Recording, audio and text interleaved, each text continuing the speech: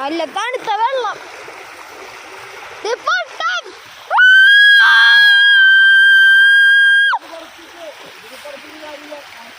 അമ്മേ അയ്യോ